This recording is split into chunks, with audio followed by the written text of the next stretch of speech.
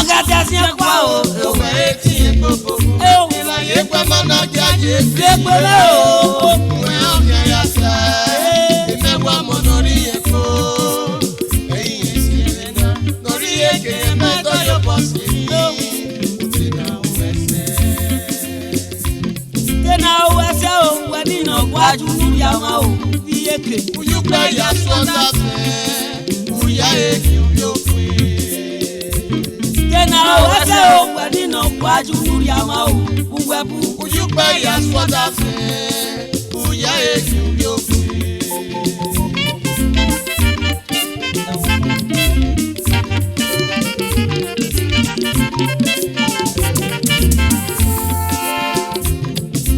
Madase ujere ukwata bokata oboka gasi jota ayi je gbobie